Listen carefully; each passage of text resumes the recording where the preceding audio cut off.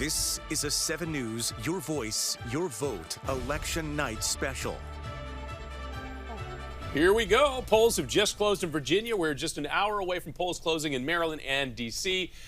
We have so much to cover, a lot of ground to go over tonight for you. Good evening to you. I'm Jonathan Elias. And I'm Michelle Marsh. I'm Dave Lucas. Our 7 News team is covering races in D.C., Maryland, and Virginia tonight, and we will bring you live results all evening as we get them. Just minutes ago, polls closed in Virginia. Many counties in the Commonwealth show around half of registered voters cast their ballots either today or through early voting or mail. Now, there is a little time left to vote in Maryland and the district. That's where polls are still open until 8 o'clock. Let's begin now with the race that everybody is talking about, Virginia's congressional seat in District 7, and that is where the incumbent Democrat Abigail Spanberger is facing off against Republican Yesli Vega. We have a crew at each campaign headquarters, and we'll start off with 7 News' Heather Graff.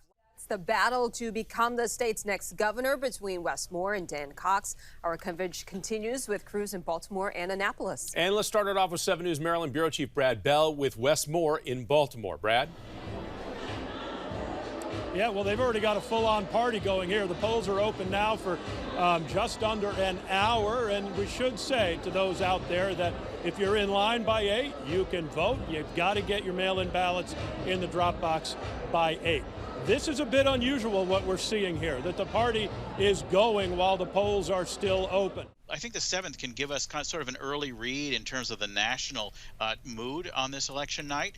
Will the Republicans be able to do, as parties often do when their party is out of the White House, have a good night?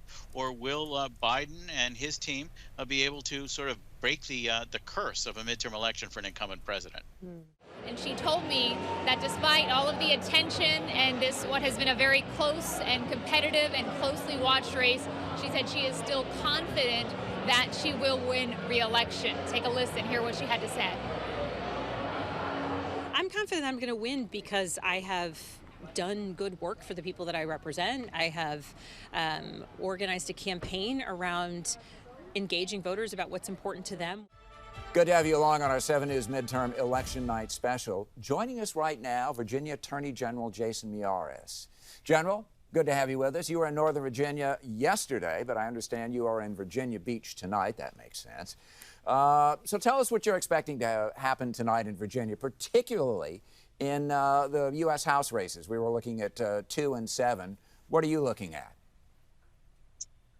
Well, I mean, I think what I'm seeing, I've been campaigning with candidates all across the Commonwealth. A lot of the same issues that animated our elections last year, empowering parents' parental rights, safe streets, they're worried about crime, but really that hidden thief that is inflation is on everyone's mind. Every single one of these cars behind me is coming from a different polling location where they're bringing their votes, whether it's a paper ballot or one of those memory sticks, and they drop it off here at one of these bins where then they take it into the Fairfax County Government Center for the votes to be counted. The director of elections here in Fairfax County said that he hopes to have all votes counted by 11 p.m. You can see actually the line of cars is wrapped around the building. Look, the announcement came from the Associated Press, and it was expected not long after the polls closed that Wes Moore was projected to become the next governor of Maryland, the first African-American governor of Maryland. And that is significant. Tonight we have House Speaker Adrian Jones, also an African-American. All of the statewide positions this year held either by people of color or women. Look, we had an opportunity to talk to Wes Moore earlier today. He will be making a speech in a little bit, but anticipating this, I asked him, how will he govern? What can the people expect from him, particularly now that Democrats have control of the second floor of the State House, the House, and the Senate? Here's what he had to say. I think one thing people will learn from me is how I've always led in my life is I lead by coalitions. And when people see the coalition that we've built even for our campaign, this is the broadest and most diverse coalition that this state has ever seen. No shocks so far this evening. What may be interesting, though, is to talk about races that are out there that we think could be real deciding factors throughout the night. Georgia, the Ohio, Pennsylvania, we've talked endlessly about those. Could possibly be a surprise in New Hampshire. And then out west, a couple we really want to focus on, Nevada and Arizona. So let me walk you through just a couple of those right now. Georgia, for example, Herschel Walker. Actually, latest average polls showed him up 1 point over the incumbent, Raphael Warnock. In the Senate, typically in a midterm election, under the president's party, so in this case, Democrats, typically, all the way back since the 1930s, the party in power loses 4 seats in the Senate, and of course, Republicans only need a net gain of 1 tonight. And over in the House, they typically lose 28 seats in the House, the party in power. And of course, Republicans just need 5 there. So history would indicate benefiting Republicans, but again, anything can happen.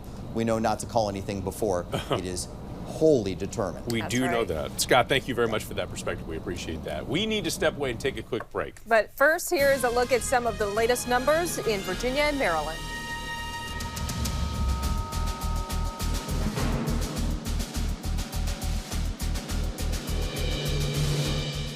Hung Kao is speaking right now. Let's listen in. You know, they said this was not a winnable district, and right now is a nail biter, right? It's just, and our emotions are up and down and up and down. But the thing is that we brought hope, we brought unity to this district. We brought people out that would never vote before, have never voted Republican, have never voted really in a primary or even in a general election. We did that, and so right now I'm just, you know, I just want to thank everybody. Thank you for believing in me. Thank you for standing there next to me, and thank you for just your patience. I know it's a weeknight, you know, a school night, it's a work night, but there's still a lot of anomalies out there, and I don't want you guys to think I went to bed up there, but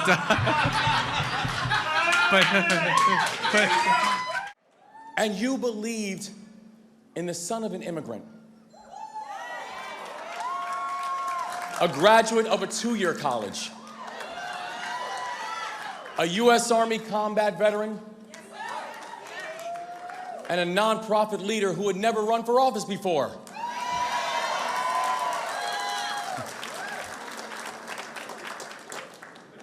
And it's because you believed that I stand here humbled and ready to become the 63rd governor of the state of Maryland.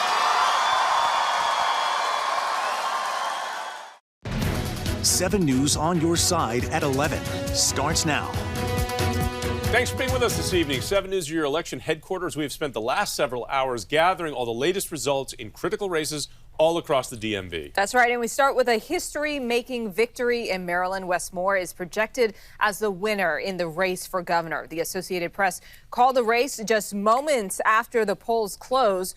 Moore will be the first black governor in the state's history. Now, the story leads our election night team coverage. We have reporters following all the DMV's big winners. First, though, 7 News Maryland Bureau Chief Brad Bell is live in Baltimore. That's where Moore's supporters are celebrating tonight. Brad? Yeah, you know what? History was made with the election of Wes Moore tonight, but actually each statewide office in the state of Maryland now, Attorney General, Comptroller, Lieutenant Governor, will be held by either a person of color or a woman. That is the history that Wes Moore talked about. He gave a speech just a little while ago. We heard from each of those that was elected to a statewide office, Senator Van Hollen, Attorney General Brown, Comptroller Brooke Learman, and then it was Wes Moore's turn to speak. He emerged on the stage to thunderous applause. This is a big ballroom, and it was absolutely jam-packed. Standing room only. People really couldn't move around. So excited by Wes Moore's victory tonight. And then Moore spoke in the sort of way that we've grown accustomed. He is an inspirational speaker. He is a skilled orator. And this is what he had to say, part of what he had to say. This is personal to me. I have seen how a society with broken policies can leave its people broken too.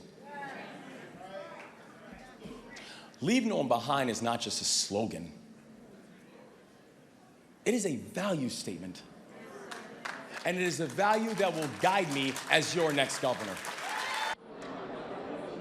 Yeah, leave no one behind. That has been his mantra. We expect to hear more from him tomorrow. We'll get down to some more specific policies and plans that he has.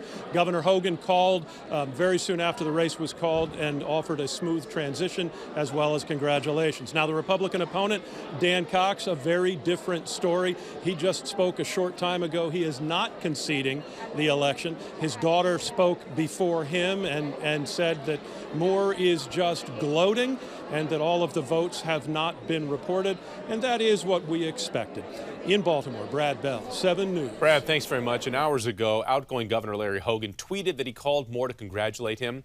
Hogan promises a smooth and orderly transition to the next administration. Minutes ago, the Associated Press called the tight race for Virginia's 7th District for incumbent Congresswoman Abigail Spanberger, but her opponent has not conceded just yet. It's a different story for Virginia's 10th District. National news outlets, of course, are closely following both of these races. Democrats needed to hold these seats to have a better chance at keeping control of the House of Representatives. Our team coverage continues now with Mitch Blocker following the Jennifer Wexton campaign and Heather Graf and Nick Minock following Abigail Spanberger and Yesli Vega. Let's start off with Heather. Well, I got to tell you, what a huge shift in the mood here at Spanberger headquarters within just about 45 minutes. So it was right before 10 p.m. Congresswoman Abigail Spanberger, the Democratic incumbent, took her first lead of the night. She then very quickly extended that lead. As that happened, the music in this room got a little bit louder, the smiles got bigger, people started cheering, and then really just 15 minutes later, she was on the stage declaring victory here in Virginia's 7th District. Take a listen. Tonight is a night to celebrate and a night to remember what is the purpose of the politics to which we devote ourselves and our energy. It has been humility and empathy that guided me into politics in 2017, and it has been humility and empathy that have sustained me through these years. And back out here live in the room where her watch party took place, you can see Congresswoman Spanberger still here, hugging supporters. She's thanked supporters, her campaign staff, her family. She also thanked her opponent, thanking Yesli Vega and also Yesli Vega's family for the sacrifices that they made during what was a grueling election season for both sides of this race. And we do want to get more reaction from the Vega camp. We're going to turn now to my colleague, Nick Minock. He's been with the Vega campaign all day long. And Nick, so far, no concession. Is that right? Yeah, that's right, Heather. Right now we're live in Woodbridge at the Electric Palm. This is what Yesli Vega thought was going to be an election victory party, but it appears Congresswoman Abigail Spanberger has yet again won a tough re-election campaign. Now, we heard from Vega about 40 minutes ago. She took the stage very briefly, about 45 seconds, and she thanked her supporters for coming out here. She told us she would have an update very soon, but since her speech at about 10:20 this evening, we have not heard from her, but she said to her supporters she wants to make sure every vote is counted. Every vote is counted is what Yesli Vega has said. Since 10:20, there has been more votes counted, but it appears Abigail Spanberger is going to win this race, and we will, of course, bring you Vega's next speech live if she gives one here. I'll tell you what, this party, or this election watch event, you don't see a lot of people here left. A lot of people have cleared out. I do see a lot of Vega's family left here, a lot of her supporters, but Republicans really thought they were going to win this race. You know, the Governor Glenn Youngkin, put out a video today saying Republicans were going to win Virginia's 2nd congressional district in the Virginia Beach area. He also thought Republicans were going to carry that red wave through Virginia's 7th congressional district and Virginia's 10th congressional district with Jennifer Wexton and Hung Cao. And for that, we will go to Mitch Blocker, who's at Jennifer Wexton's election watch party. Mitch. Yeah, Nick, Jennifer Wexton hopped on the stage about an hour ago and declared victory. She also told the crowd that her opponent, a first-time political person in the race, Hung Cao, he has actually called and conceded. So a different story here in Ashburn than what you're talking about. This was supposed to be a bellwether for Republicans, as you've been talking about. The governor, Glenn Youngkin, he came very close. But only by a point did he lose this congressional district. So the Republicans thought that Jennifer Wexton was susceptible to a challenger. Again, she believes she's won this race and has claimed victory. Here's a little bit what she told her supporters. When I first made the decision to run for public office, an unsuccessful Commonwealth attorney campaign run out of my own kitchen, I never imagined that it would need to lead to a night like this. The White House has confirmed that President Biden did call the Congresswoman to congratulate her. That is the latest from Ashburn. I'm Mitch Blocker, 7 News. Mitch, thank you so much for your reporting. We've been telling you how crucial these seats are to the balance of power in Congress. In a few minutes, we're talking live with 7 News chief political correspondent Scott Thuman. He's following races across the country to see which party will gain or keep control.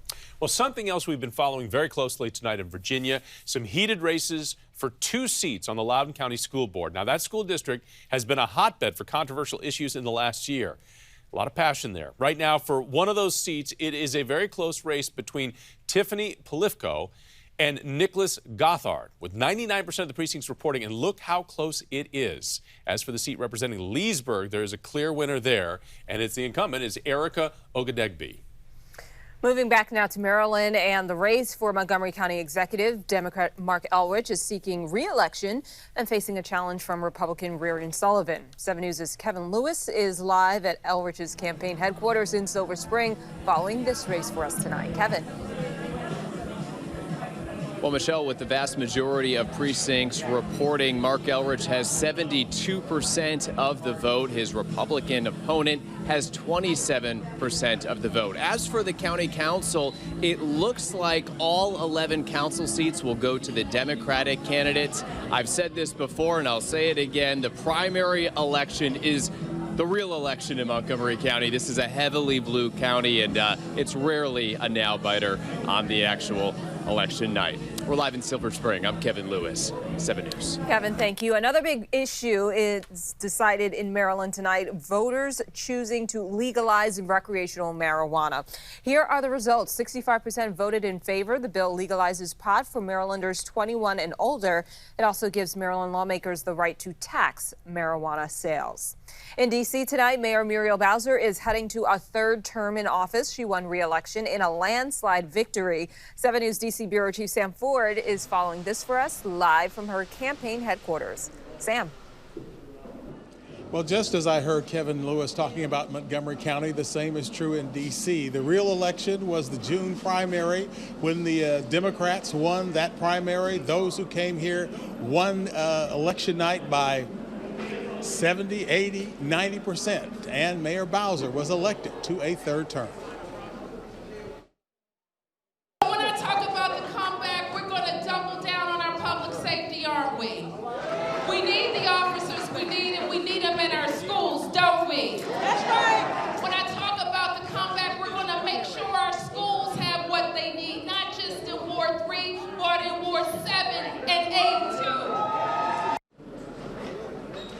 Now, there was exactly one contest in D.C. that you really don't know exactly what the end is going to be. That is the Council for the Council at Large contest between incumbent Alyssa Silverman and challenger Kenyon McDuffie. At this point, it seems McDuffie is ahead. Reporting live from Northwest Washington, I'm Sam Ford, 7 News. Sam, thanks. And another hot-button issue that we're following in D.C. is Initiative 82. This ballot measure would raise the minimum wage for tipped workers. And that measure passed tonight with 75% of the vote. It'll raise the current minimum wage for tipped workers from $5.35 to match the minimum wage for non-tipped workers in 2027. So let's take a look real fast. Balance power, where we started the night on the House side, Democrats had that 8-seat lead. Republicans needed to gain just 5 net to take the gavel. Look at how close we are. 140 for Republicans, 86 for Democrats. A lot of seats still to fill in there. Over on the Senate side, we began 50-50. As you know, we've said that endless times. What are we looking at? 43-43. We just saw some changes because 5 minutes ago, it was 42-41. So what's going on there? Here's where we're seeing some decisions come in. Not a major surprise, as we pointed out. Colorado Senator Michael Bennet, the Democrat, held on there. Not a terribly difficult fight for him. Iowa, Chuck Grassley kept that seat.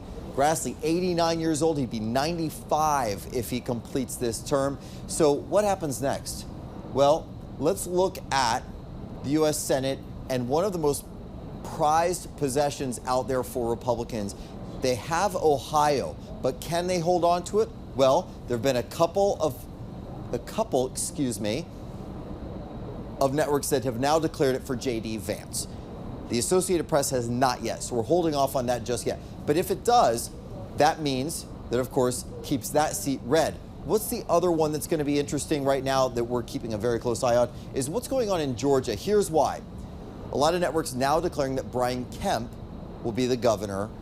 He'll be, of course, the Republican governor in Georgia. If that's the case, does he help pull Herschel Walker across the finish line? Does he get that down ballot ticket advantage, or will there be a split ticket? Will people say, I'm for Brian Kemp, but I don't know that I love the idea of Herschel Walker being my senator? So those are some of the races that we're going to keep a close eye on because they're going to go well into the night, as you know. Jonathan. Well into the night and potentially the week. We'll keep an eye on it. Scott, thank you.